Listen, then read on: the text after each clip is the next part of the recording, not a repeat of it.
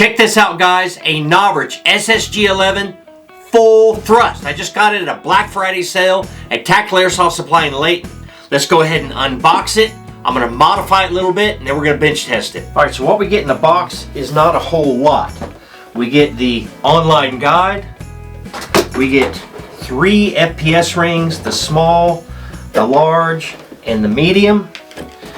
And we have our rifle, and of course, we get the DJing rod. The magazine is actually inside the rifle. So to remove this nasty orange tip, just turn your rifle over upside down. You'll notice just on the other side of the tip, there's this little pin. Now I'm just going to use a little nail and a little hammer, and I'm going to put it on that pin and then just tap it down. So I could not tap out this pin for some reason.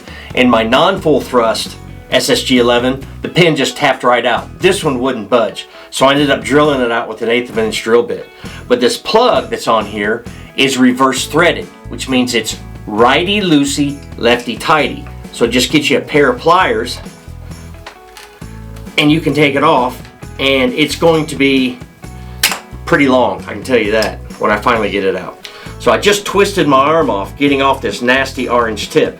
But one of the things is this hole inside this NOT is the same size as the barrel, and it holds the barrel in place. So when you first start twisting it off, it's going to be a little tight, but keep turning right and eventually you'll get it off. It's not glued in at all. I have my 2 SSG11s here.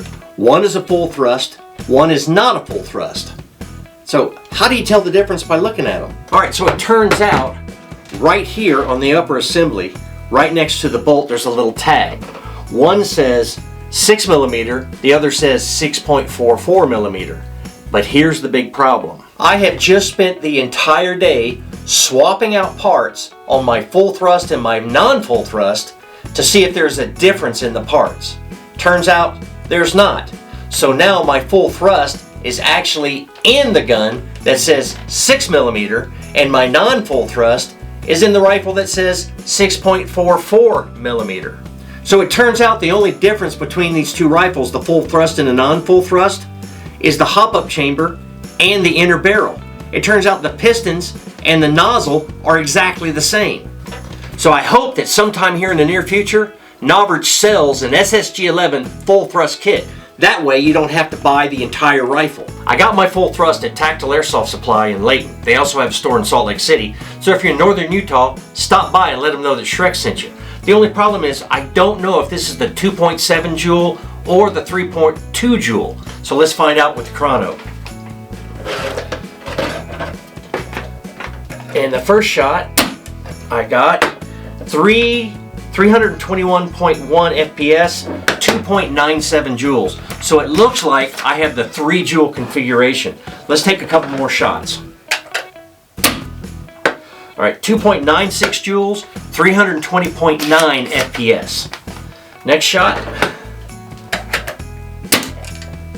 I got 320.1 FPS, 2.95 joules.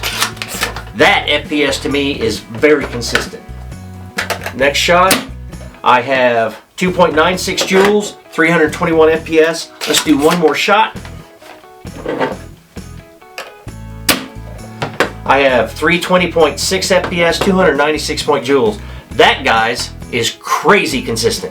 Up here on my gun wall, I have 2 SSG10s, an A1 and an A3, both with full thrust. But it turns out that my SSG11 non-full thrust was more consistent, had more range than both of those SSG10s. Now that I have an SSG11 full thrust, tomorrow I'm actually taking it out to 12th Street to play it. And I cannot wait to see the range and the consistency that this thing offers. So be looking for those videos because I'm going to have more information coming out on this full thrust. I really appreciate you guys watching to the end. I have an SSG11 non-full thrust gameplay video right here that you can check out in the meantime. This is Shreq, over and out.